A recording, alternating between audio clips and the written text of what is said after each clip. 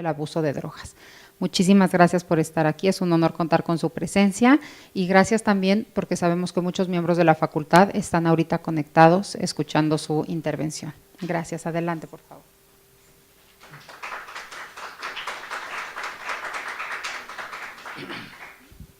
Gracias por la presentación y por la invitación a este evento y me da pues mucho gusto estar participando en un evento de salud y con un tema que me ha ocupado pues gran parte de mi vida.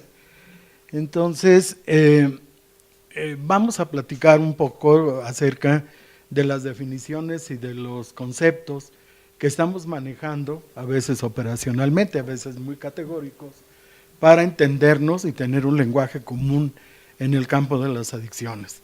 Primero, las adicciones pues es un trastorno, es una enfermedad y esto ha sido una revolución dentro del ambiente médico, ya que ustedes bien saben todos los mitos que se manejan alrededor de las adicciones, que es un vicio, que es porque la persona no tiene mucha voluntad, etcétera, y pues realmente es una enfermedad y es una enfermedad cerebral. ¿Cómo la define la Organización Mundial de la Salud? Bueno, en resumen, es una enfermedad crónica, ¿verdad? Que presenta dificultades para su manejo y que tiene múltiples recaídas y que realmente el cerebro se ve afectado y ya hay cambios estructurales y morfológicos que pues dañan el funcionamiento del mismo. Este es un ejemplo, ¿verdad?, de un cerebro saludable y de uno usuario de drogas. La estructura y la arquitectura del sistema nervioso pues es totalmente diferente. Hay un cambio en el intercambio de los neurotransmisores y de los sistemas eléctricos, etcétera. Lo estoy diciendo en una forma muy sencilla del sistema nervioso. Esta fotografía, esta diapositiva, habla de este gran desarrollo que ha habido en las neurociencias. Hasta hace muy poco tiempo no teníamos, pues los psiquiatras, cómo entramos a conocer el sistema nervioso, hacemos una disección o qué hacemos, no se puede. Entonces, las técnicas, ¿verdad?, con emisión de positrones, con una serie de radioisótopos que nos hacen ver el funcionamiento del sistema nervioso, hace que entremos prácticamente dentro del ser humano sin dañarlo. Esta es una de las maravillas que estamos viendo en la actualidad. Se dice, por ejemplo, que en estos últimos 15, 20 años sabemos más del sistema nervioso que el resto de la existencia del ser humano. Sabemos los neurotransmisores, sabemos cómo se transmite la información, cómo las sustancias, las drogas o cualquier sustancia psicoactiva altera este funcionamiento. Entonces, esto nos abre pues toda una posibilidad para investigar, para conocer y para poder atender mejor a nuestros pacientes. Primero, vamos a ver qué es adicción. Y ya cuando se es dependiente, que se tiene una verdadera dependencia a cualquier sustancia.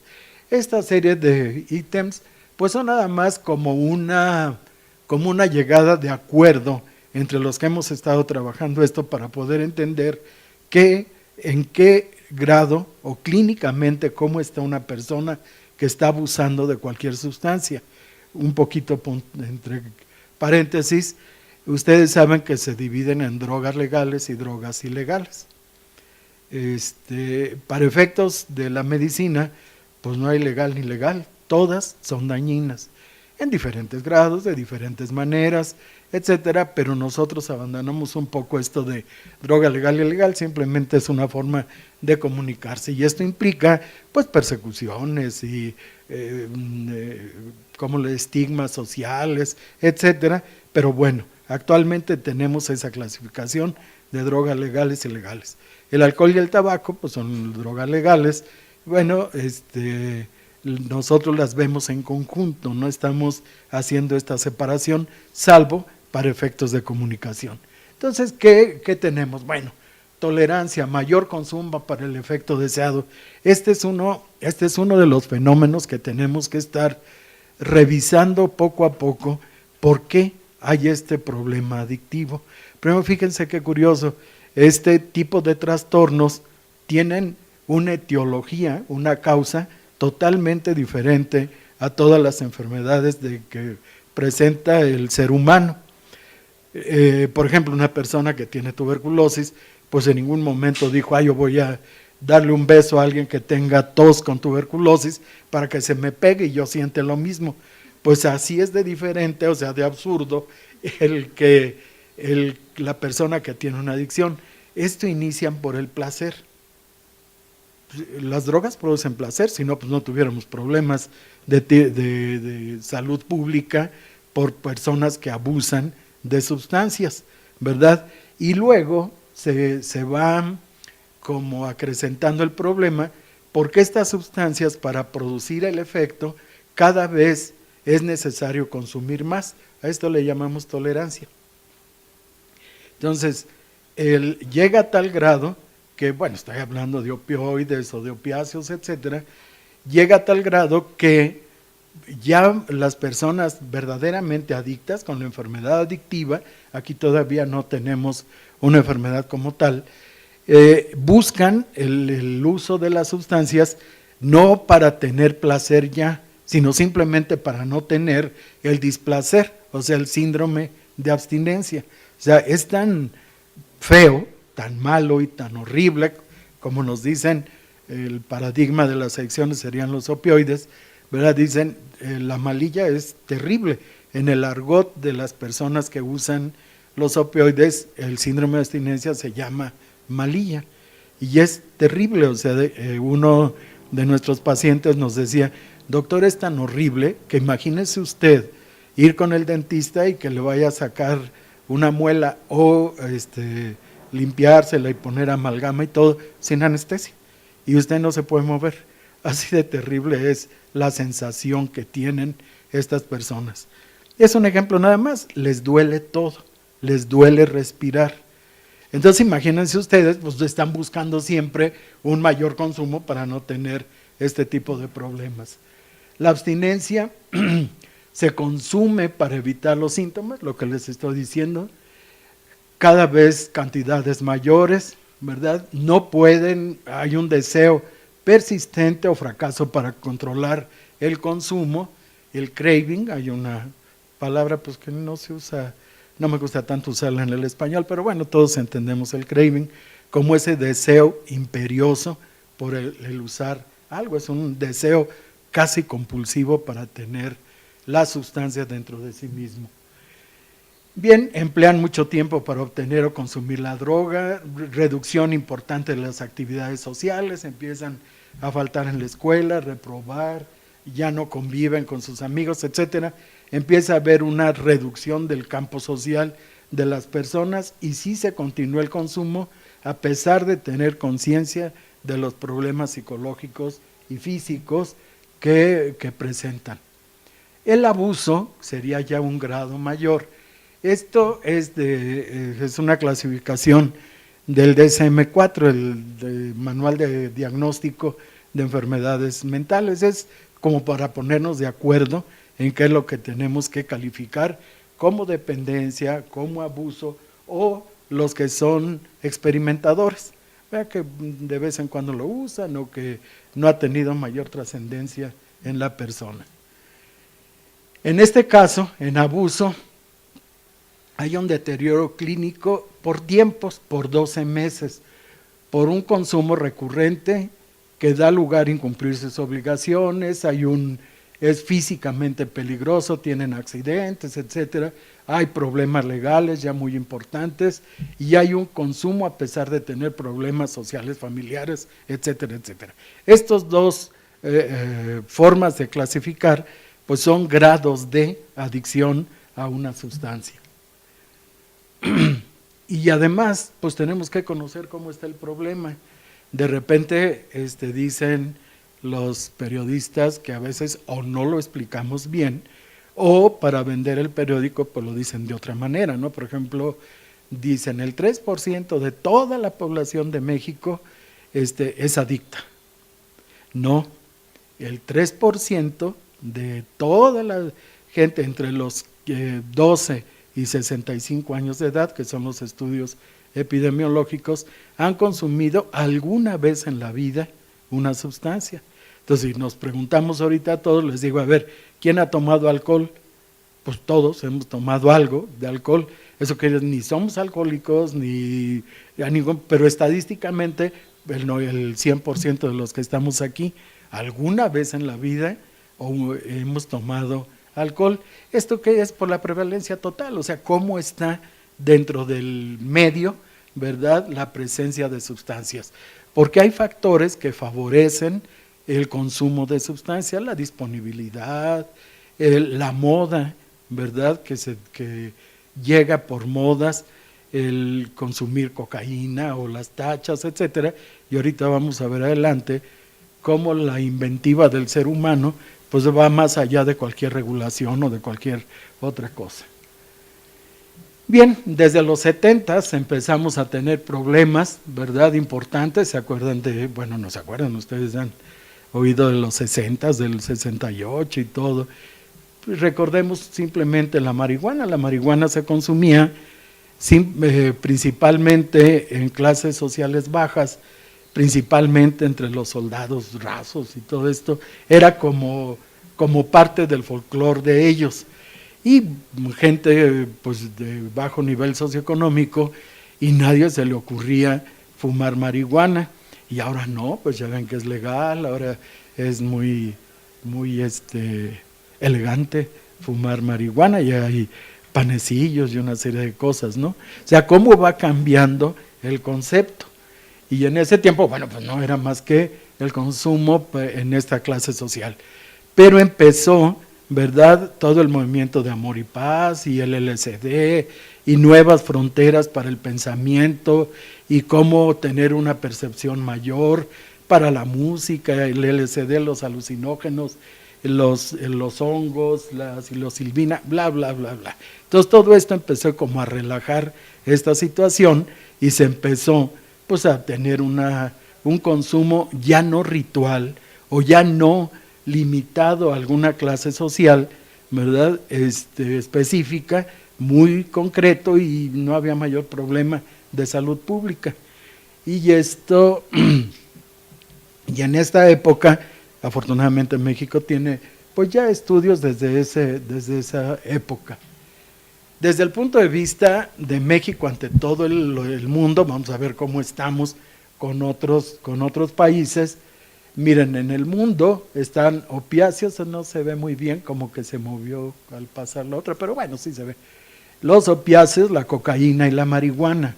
En todo el mundo el 3.60 entre los 12 y 65 años han usado en el último año, ¿verdad?, han usado la marihuana. En Canadá, vean, pues están todos marihuanados, imagínense, todos, ¿verdad?, el 13.60. En Estados Unidos, pues prácticamente igual, ¿verdad? No en vano, pues viene todo este fenómeno de vamos mejor a legalizarlo, pues porque es dinero, ¿verdad? Son ingresos que van a tener por la venta de esta sustancia, y apenas estamos medio tratando de controlar el tabaco. Ahora imagínense otra sustancia igual de peligrosa, diferente en la forma de manifestar el problema, pero de cualquier manera, pues no es normal usarla. En España es también el consumo muy alto, es muy alto el consumo de cocaína. Si ustedes ven Chile, Brasil, Colombia, que nos pudiéramos un tanto igualar, pues sí, o sea, de todas maneras México consume menos que Colombia, que sería un país, o Brasil, que seríamos más o menos comparables, pero en México el consumo es bajo, tanto de opiáceos es muy muy bajo, cocaína y marihuana. Pero esto no quiere decir que no es un problema de salud. Miren, por ejemplo, para que entendamos cómo es este fenómeno, una de las ciudades de México, San Luis Río Colorado, que está en Sonora, per cápita es la que consume más opiáceos del mundo. Pero claro, pues la frontera con Estados Unidos es donde se consumen los opiáceos, el cristal, las tachas, etcétera, es donde se consume. ¿Por qué? Bueno, pues porque la frontera, ustedes saben que es una franja, una zona muy sui generis tanto de Estados Unidos como de México, es como un país aparte. Entonces se dan otro tipo de fenómenos, o en las zonas turísticas, o en las grandes ciudades.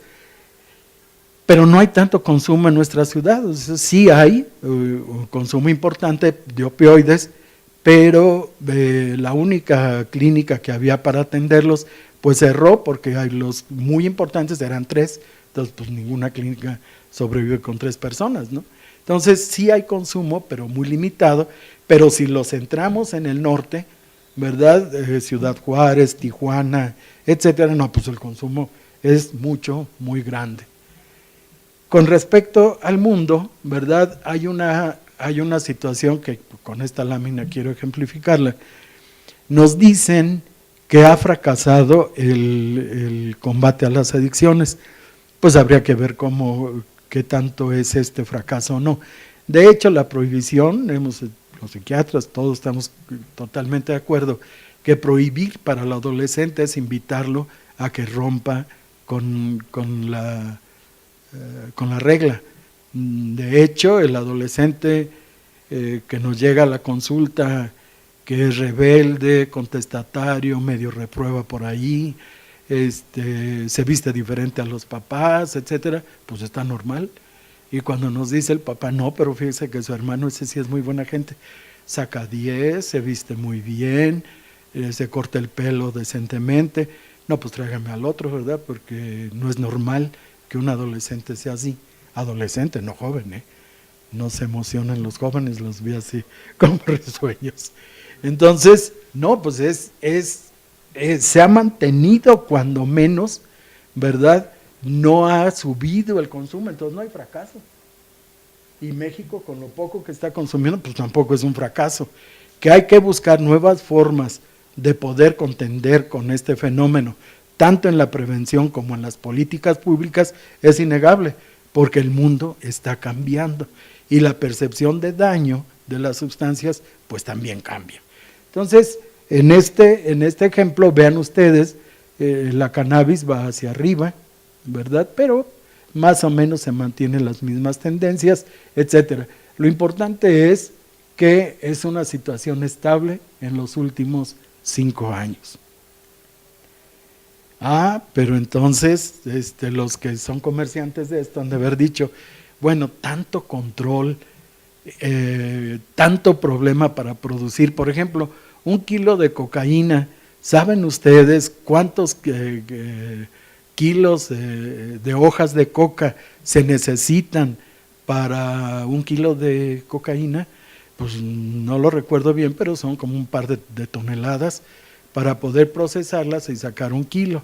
Imagínense usted llevar los precursores, llevar el ácido sulfúrico, gasolina, quién sabe cuántas cosas usan para producir la cocaína. Entonces hay otras sustancias, ¿verdad?, que ni están bajo control y que también producen efectos alucinógenos, estimulantes, etcétera. Entonces los ingenieros químicos pues les pagan muy bien, y si por ejemplo la oximetadona,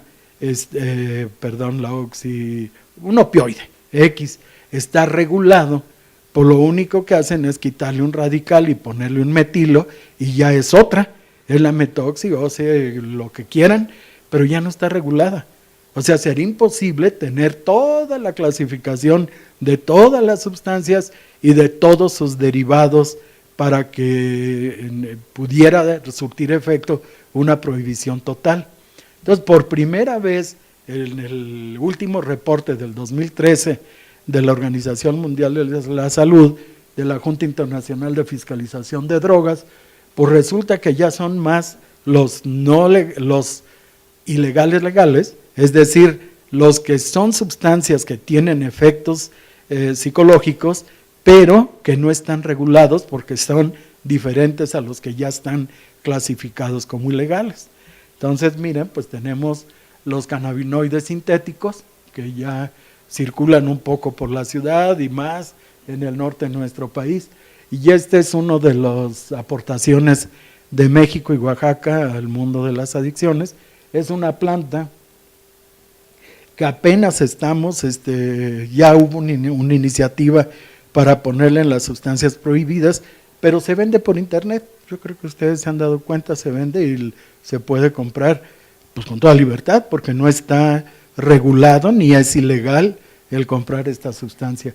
La ketamina es un anestésico, ¿verdad?, que se usó mucho en el ser humano. Yo lo llegué a utilizar cuando ejercía de médico general, y excelente, nada más que produce alucinaciones.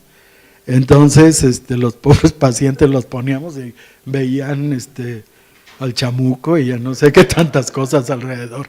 Entonces se eliminó porque hay otros anestésicos igual de buenos que no producen esto, y quedó nada más para la veterinaria, las pobres vacas, pues que hagan lo que quieran, pero se eliminó. Claro que ya ven que las legislaciones en todos los países son bien curiosas, pues se quitó el humano, pero el veterinario no era ilegal. Entonces ustedes podían ir a comprar, oiga, yo soy médico veterinario, me da 15 frascos, pues sí, ahí están, ¿verdad? Solo el humano estaba regulado. Y ahora toda la ketamina está en el grupo 2 y 3, de los 1 y 2 que están fuera de la compra abierta y legal de esta sustancia. Pero estamos tratando de que se maneje por nosotros los especialistas médicos, psiquiatras y quizá anestesiólogos, porque es muy bueno. Y además para cuadros depresivos severos, de enfermedad depresiva severa con intentos de suicidio, con ketamina lo sacamos. Les damos un medicamento para que no tengan alucinación, le ponemos la ketamina y mejoran muchísimo. No sabemos también a ciencia cierta por qué, pero mejoran. O sea, de una persona que si la deja uno solo se suicida, se avienta al metro, lo que ustedes quieran, a los 8 días está trabajando. Entonces es una maravilla.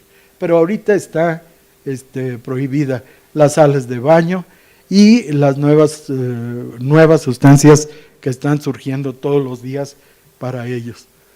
Vean ustedes en esta gráfica, nada más es para demostrarles que de las controladas hay 234 y las nuevas sustancias psicoactivas pues ya son 251, entonces ya nos ganaron.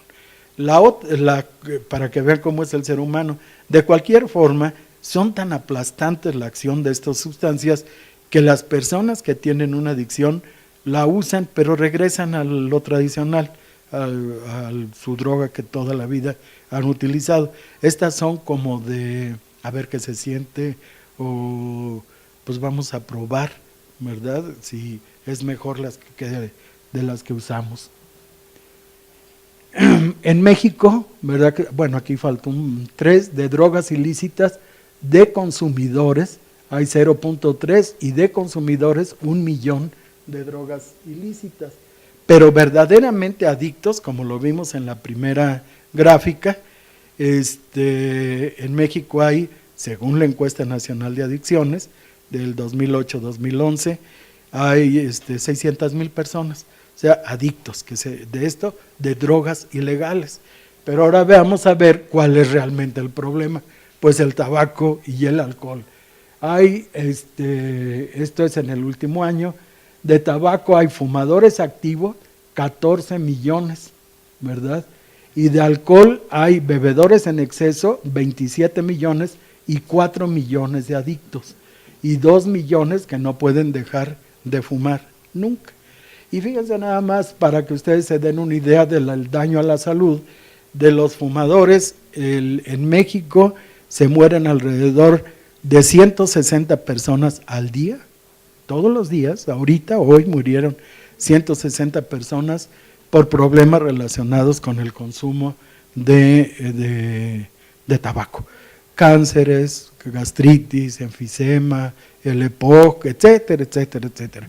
Y de bebedores en exceso, el problema aquí es diferente, ¿verdad? Estos 27 millones son jóvenes principalmente, que en nuestros países, principalmente en América Latina, tenemos una forma curiosa de tomar, bueno, los jóvenes, toman en exceso por ocasión. O sea, un sábado se ponen de acuerdo, toman como locos, se ponen hasta donde dijo lonches y se matan porque se ponen a manejar.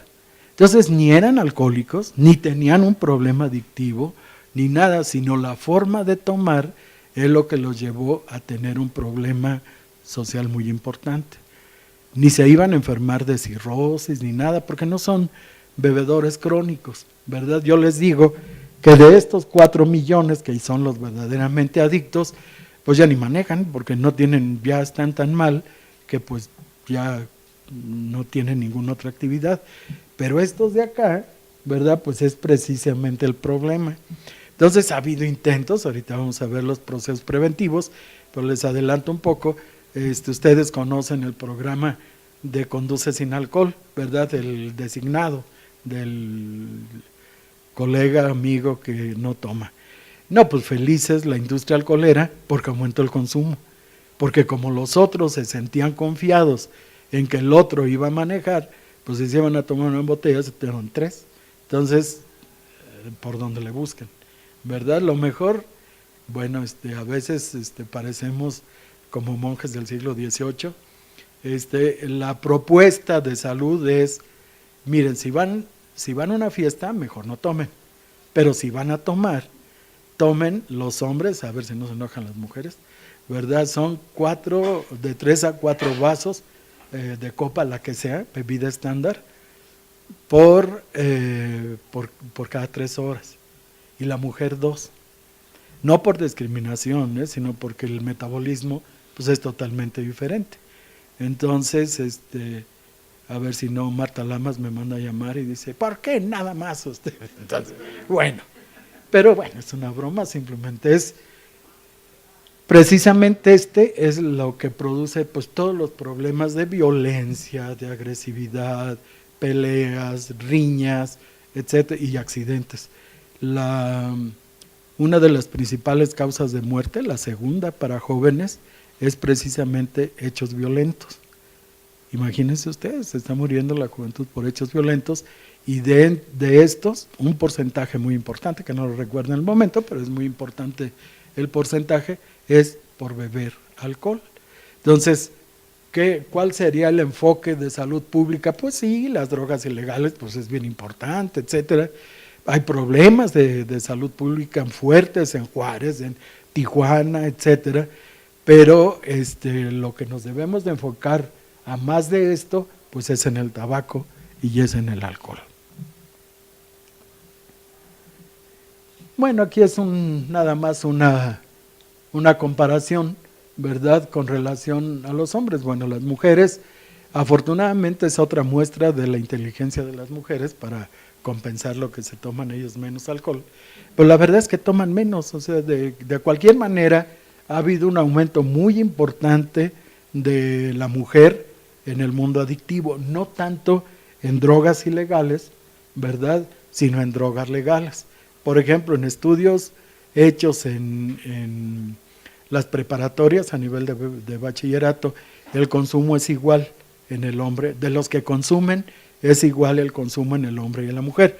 Inclusive en tabaco, en tabaco supera un punto porcentual al hombre, 51 mujeres, 49 los hombres. Entonces hay una presencia importante, pero afortunadamente en lo demás no es tan importante. Miren, según las encuestas de marihuana tenemos 771,000, de cocaína 330, 95 inhalables. Los inhalables, ha habido el repunte del abuso de inhalables. Volvemos a la moda de lo que les comentaba de la marihuana. Los inhalables estaban siempre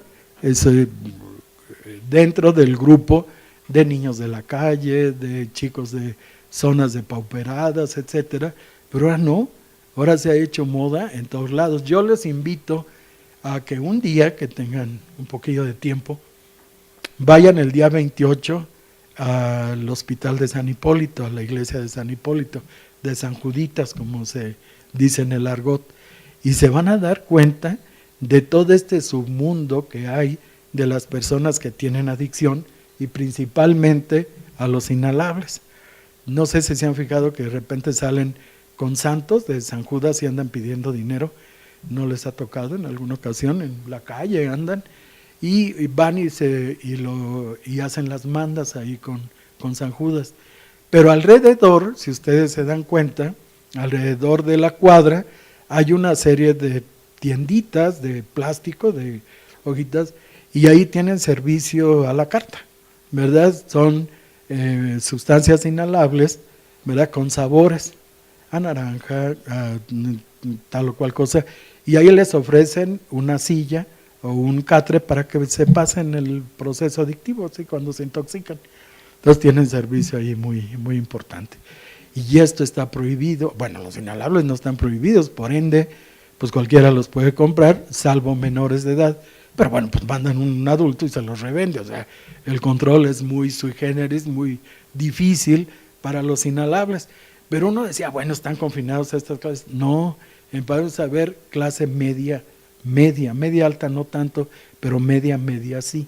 Entonces como que es muy interesante ver cómo se alucina o qué se siente con la utilización de los inhalables. Alcohol, como les decía, miren, las mujeres 1.7, este es en general, ya cambia pues cuando se hacen estudios de grupos específicos, como es las preparatorias, el bachillerato, ahí ya pues cambia totalmente.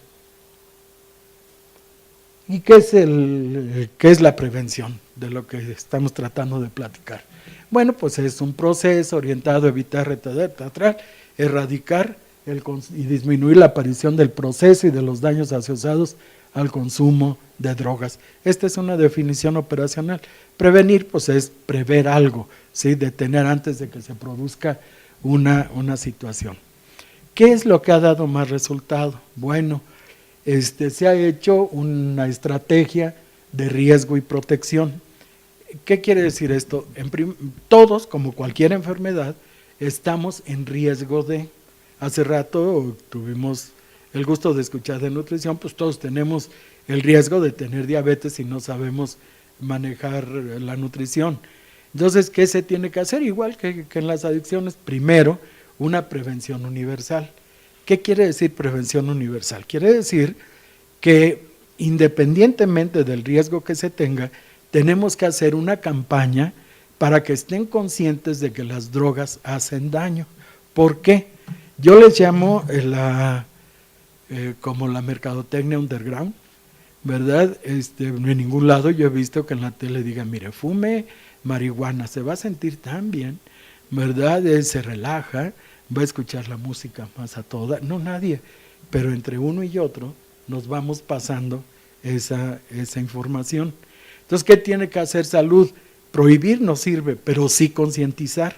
Entonces, oye, pues tú sabrás qué haces, pero esto produce esto. Ya la decisión al final es tuya, como todo en la vida. Y también lo pongo en duda, ¿no? ¿A poco nosotros somos muy libres de decidir qué refresco vamos a tomar? ¿O somos muy libres de ver qué coche vamos a comprar? Pues no, tenemos que, la mercadotecnia, la publicidad, etcétera, pues nos hace que consumamos o hagamos algo. Pero bueno, digamos que somos libres y que somos libres de decidir lo que se nos ocurra. Hasta ahí vamos bien. Luego, hay otros grupos que ya pueden tener un poco más de riesgo de presentar este problema, ¿verdad? Pues grupos, nosotros les llamamos puntos nodales del crecimiento. Por ejemplo, pasar de la primaria a la secundaria es un punto importante, o de la secundaria a la preparatoria, o en medicina, que bueno, pues yo ahí estoy en ese grupo, ¿verdad? Es muy clásico que aumente el fumar y tomar cuando se deja el campo académico y se va uno a los hospitales por la tensión, el estrés, de empezar a enfrentarse con los pacientes, con la vida, con la muerte, con la enfermedad, estresa y se fuma más y se toma más. Entonces, bueno, pues esos son puntos que están en riesgo mayor de presentar esta situación. O grupos ya muy específicos, por ejemplo, hijos de padres que están detenidos, que están en la cárcel, o personas que prácticamente su vida se la han pasado en orfanatorios o pues también están en riesgo, o familias donde se toma, o familias donde la violencia dentro de la misma es muy importante. Bueno, pues eso es un factor de riesgo que pone en riesgo, perdón por la repetición, de presentar una adicción. Y la última, la de riesgo mayor, que sería la prevención indicada, es para los que ya tienen un problema, o sea, ya empezaron a usarla y empezaron a tener. Entonces, esos niveles son los que se manejan, ¿verdad? En esto, y hacer evidentes los factores de protección versus factores de riesgo. Este diagrama, pues es lo que les acabo de decir. La prevención es en la población en general, en la población universal, ¿verdad? ¿Qué tenemos como poblaciones target blanco, ¿verdad? Imagínense, son 75 millones de personas. La intervención breve, que sería una selectiva, la prevención selectiva, y en tratamiento, que sería la prevención indicada, en donde ya tienen problemas de esta. Ahora, la ventaja de nosotros, bueno, pues es de que la mayor parte de la población pues no consume drogas. Los menores son los que consumen drogas, por ejemplo, al menos pues. Muchas gentes dicen, bueno,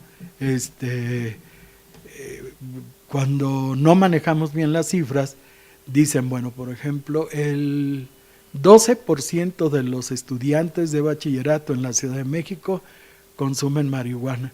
Pues cualquier papá diría, no, pues que ya no vaya, pues ¿a qué va?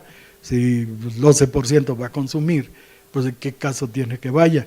No, alguna vez en la vida han probado marihuana, ¿verdad? Entonces es muy diferente. El experimentar, la búsqueda de esto es parte del ser humano. Y vamos a ver, no sé si lo traigo acá, pero bueno, lo decimos, uno de los factores es la adolescencia, es un factor de riesgo, porque aparte de todo esto que pueda tener el adolescente, estoy hablando entre los 15, 18, 21 años de edad, no está totalmente desarrollado su sistema nervioso, todavía no. Y el que nos da la capacidad de entender hipótesis, de discernir, de entender, de tomar decisiones pues un poco mejor, es el lóbulo frontal. Y la liga que hay del lóbulo frontal a la parte más primitiva del sistema nervioso, que es lo que nos ayuda a sobrevivir, que es el hambre, la saciedad, el placer, el displacer, que es el sistema límbico, el sistema del placer. El tálamo, bueno, para qué les digo las estructuras, pero lo importante es que esta conexión que hay entre el cerebro primitivo y el cerebro más evolucionado, que es del lóbulo frontal, todavía no se completa. La mayoría de edad, a los 18 años, fue un hecho político, sino que hasta los 21 se logra más o menos el desarrollo neurológico normal. Entonces imagínense el daño que se está haciendo a una persona que todavía no tiene bien estructurados todas sus ligas, sus vías, etcétera, y empieza a utilizar la sustancia. Entonces se agrava más el problema en este sentido. Pero veamos, todavía tenemos un poquito de tiempo, veamos estos factores desde la familia, o sea, la familia cómo interviene. Bueno, en lo que les decía, si dentro de la familia hay un uso de drogas y ya hay cierta tolerancia para esta situación, pues puede presentarse hay un factor de riesgo mayor que los que no tienen este problema. Escasa supervisión y disciplina. Híjole, aquí yo creo que nos podríamos tener otra plática de cómo dar permisos, de cómo aceptar los permisos, de cómo los papás o son sobreprotectores, los padres, pues estaba hablando en genérico, son sobreprotectores y otros pues son muy laxos en esto, tanto daña el sobreprotector como los muy laxos. Entonces hay que tener sentido común y a ver, díganme cómo se le hace para tener buen sentido común, pero bueno, lo que responda a la educación del grupo en que estamos. Esto es importante porque imagínense ustedes, todas las campañas preventivas pues están pensadas para la clase social media, o sea, más o menos media. Imagínense ustedes ir a una zona depauperada en Chalco, por ejemplo, ¿no? Que llegáramos a hacer prevención y les dijéramos, no, niños, miren, no usen drogas, la vida es preciosa, les vamos a enseñar habilidades para la vida. Ellos son los que nos tienen que enseñar cómo se sobrevive en un medio tan terrible. De ellos tendríamos que aprender habilidades para la vida. Y como en México de repente exportamos cosas que nada más las ponemos y luego nos andamos arrepintiendo, en algunos proyectos preventivos me tocaba dar no el aval, pero sí una opinión, y decía, mira, joven, si te sientes triste, decaído, etcétera, sal al jardín de tu casa, camina, si puedes, en la piscina de tu casa nada, por amor de Dios. Les digo eso en Chalco y me agarran a pedradas y con justísima razón. Entonces, esto está como pensado en clase media, o sea, el usar drogas responde también a otros imperativos y lo vamos a ver en lo comunitario. Pero bueno, la familia, los conflictos familiares, simplemente para entender a qué me estoy refiriendo. En un estudio que hicimos de los adictos, no de los experimentadores, etcétera, no, sino los que ya se dedican a consumir y a conseguir dinero para las drogas, el 35% había sido violentado en su infancia y por abuso sexual y abuso físico. Entonces no se da gratuito, o sea, no es nada más el conflicto como tal y luego el divorcio. Pues imagínense cuántos divorcios hay en México o en el mundo, ¿no? No tanto eso, no es en sí el divorcio, sino la forma de manejar el divorcio. Los niños son muy plásticos en ese sentido y llegan a entender a su nivel el por qué se separaron sus papás. Claro que hay que manejar todo un proceso de duelo entre los niños de hijos de padres divorciados. La mayoría, un buen grupo de niños, se echa la culpa, es que iba mal en la escuela, es que era muy travieso y mis papás se enojaron y se divorciaron. Muchos entienden que pues, fue mejor y además, como estamos en una transición del concepto de familia, pues ahora hay familias uniparentales, biparentales, familias reconstruidas, etcétera, que implica otra forma de abordar a los niños. Lo principal en el divorcio es manejarlo a través del afecto. O sea, quizá lo diga en forma muy simplista, pero pues es la verdad.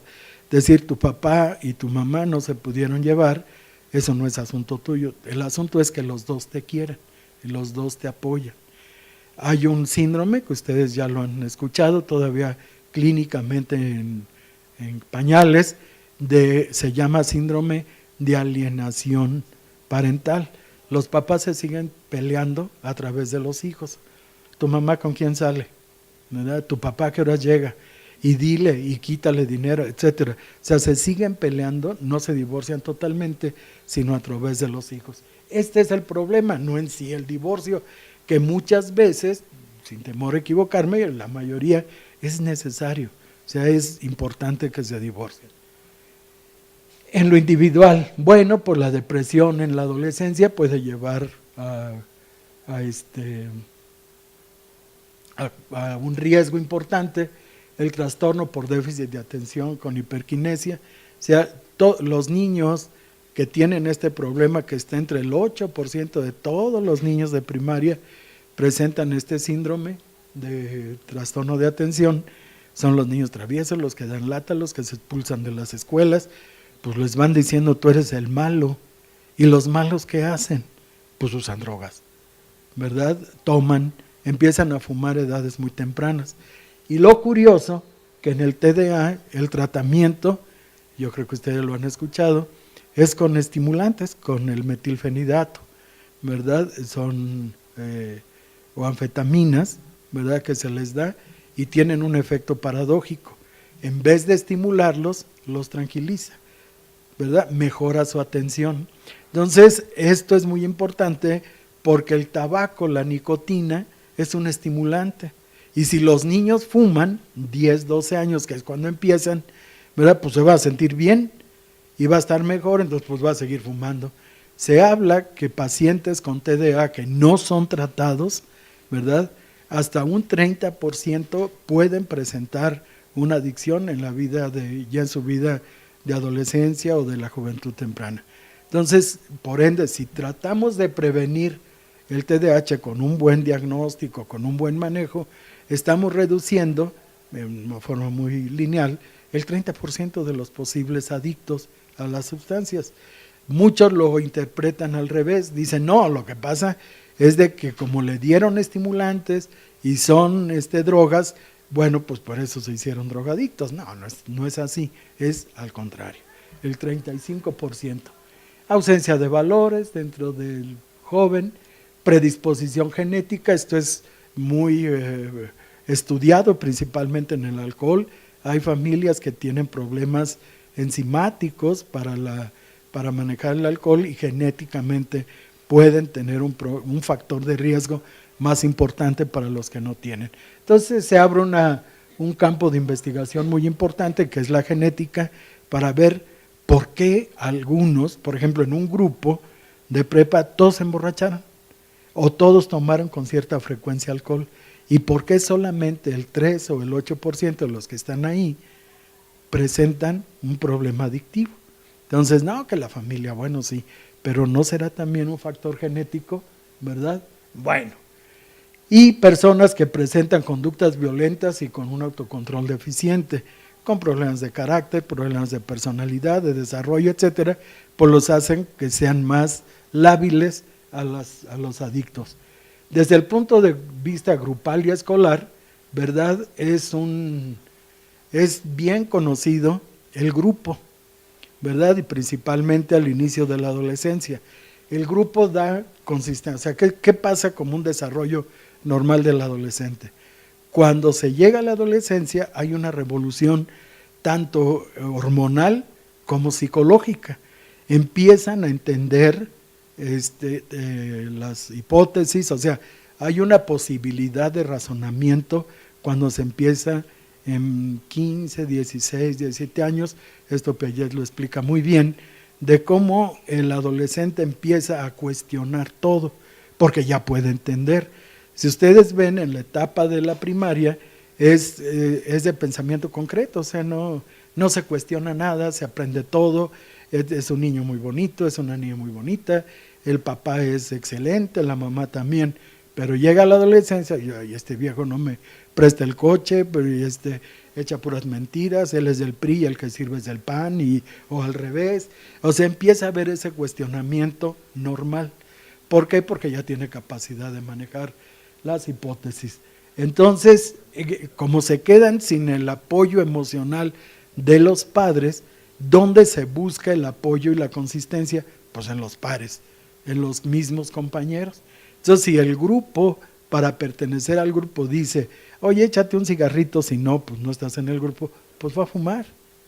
¿Por qué? Porque el grupo lo dictamina y estamos dentro del grupo y somos gregarios y nos gusta estar en grupo. Entonces, para que me acepten, pues a lo mejor empiezo a consumir algo, no que vaya a ser adicto, no, pero es un factor de riesgo que puede presentar. Es muy difícil, ¿verdad? El temor al rechazo es muy importante. Dice, no, va a decir que no. Y este maricón o esta que ni le tiene miedo y que es muy mandilón, etcétera, etcétera. Problemas en la escuela, escaso apego escolar.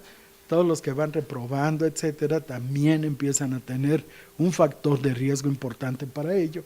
Y el bajo rendimiento escolar. En lo comunitario, la baja percepción de riesgo y la disponibilidad de drogas. Pues es más fácil, ¿verdad?, para muchos adolescentes o jóvenes comprar un marihuana o cocaína que le vendan alcohol en la tienda. Es más fácil el ilegal que el legal. La baja percepción de riesgo, ya ven que ahora se puso de moda que había que legalizar el consumo de la marihuana y ya hay iniciativas de ley. A mí me ha tocado estar en algunos y yo les digo, pues estamos perdiendo el tiempo, porque en México es legal fumar. En ninguna ley dice será metido a la cárcel aquel que le fume un cigarro de marihuana, en ningún lado, es una decisión personal. Claro, el problema es dónde la consigo y cómo la consigo, ahí está el problema. Pero en México no es ilegal, inclusive hay cantidades que se pueden portar y que no causa ningún proceso penal, simplemente el Ministerio Público los puede mandar a tratamiento, pero como en nuestro país el tratamiento no es obligatorio, si alguien tiene una enfermedad y no se quiere curar, pues no se cura y punto, o sea, no hay una ley que obligue. Igual esto, no hay una ley que obligue, salvo sugerencia o presión por parte de las autoridades para que deje de utilizar las sustancias. La disponibilidad de drogas, lo que les decía, ¿por qué de repente empieza a haber una droga, uso de una droga y no? Pues es los comerciantes de estas sustancias que tienen en su haber pues mucha, entonces empiezan a venderla y empiezan a decir, no, es muy buena, no pasa nada, nada más van a ver lucecitas y no sé qué tanto. El cristal y las tachas, por ejemplo, que son anfetamínicos, así empezaron a diseminarse. Se decía, por ejemplo, que eran mal dichas drogas recreativas, ¿verdad? Bueno, pues si son recreativas, pues no han de ser tan malas. Entonces, el nombre pues no fue muy afortunado, pero son sustancias muy dañinas, ¿verdad? Son, por ejemplo, producen alteraciones muy importantes en el estado de ánimo, hay una hiperfuncionalidad de todo, se sienten la maravilla, que hacen todo y logran bailar en fiestas así de las que duran mucho, pues todo el día y toda la noche, o sea, lo que les haga. Pero hay un aumento de temperatura muy importante que, por ejemplo, en España, que el consumo es muy importante, como lo vimos en las gráficas, pues en la zona donde hay antros, que se consume mucho cristal o tachas, hay cuartos fríos, o sea, son como un refrigerador, ahí meten a las personas que están intoxicadas para que les baje la temperatura, porque se deshidratan, se colapsan, puede haber coagulación intravascular por el aumento tan importante de temperatura y se mueren, ¿verdad? Por una sobredosis. Entonces, para evitar esa mala publicidad, pues inclusive tienen zonas donde se rehidratan y está frío para evitar este problema. Entonces ya saben cómo, o sea, hay una disponibilidad de la sustancia y una baja percepción de daño y una escasa organización vecinal. O sea, el vivir en una ciudad como la de la Ciudad de México, pues puede uno tener un vecino que lo saludó sin mucho alguna vez, pero no sabe uno quién es, ni a qué se dedica, ni nada. Y tampoco, pues menos organizarnos vecinalmente para poder contender con esta situación. En ciudades más pequeñas o en pueblecillos y todo, pues es más fácil en un momento dado el poder organizarse y contender desde el punto de vista de la prevención, organizándose entre los vecinos. Ay, perdón. Bueno, lo que también les quiero dejar es que no es una cuestión de moral. Miren, esta es una litografía de la época victoriana en donde se demuestra que los que toman ginebra, ven nada más cómo quedan, ¿verdad? Pero los que toman agua, vean, se alimentan con agua. Esto pues no es un juicio moral, no son, ¿cómo se llama? No son viciosos, ¿verdad? En los servicios médicos todavía en algunos, ahí viene otra vez el borracho o el adicto, etcétera, son enfermos. Que surgió esa enfermedad de otra manera, les decía que por el placer, bueno, pues sí, pero eso no quiere decir que no se hayan enfermado. Y entonces, las adicciones, el mito que hay que quitar es que no son curables ni prevenibles, son curables y prevenibles. En la última encuesta del 2011, por primera vez se demostró que los chicos que habían recibido campañas preventivas, habían tenido actividad preventiva, presentaron menos consumo que los que no habían recibido ninguna situación preventiva, ya sea universal, selectiva, indicada. Entonces, ahí está. Es muy difícil demostrarlo. Son cambios de conducta, cambios de todo. Imagínense, hay intentos, por ejemplo, en Estados Unidos, de los grupos de rock sin alcohol o grupos de rock sin droga. Pues medio se han de aburrir, yo creo, ¿verdad? Pero bueno, hay esos intentos. No, lo que hay que aprender, cuando menos de tomar, hay que saber cómo tomar, ¿verdad? Acuérdense, 3 y 2, esa es la fórmula.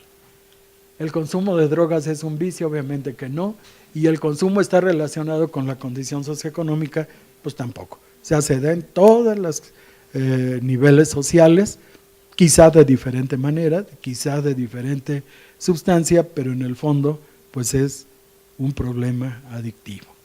Pues muy bien, con esto pues casi termina tiempo.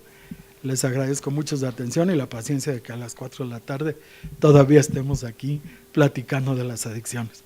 Muchas gracias. Muchas gracias, doctor. Le tenemos un pequeño reconocimiento.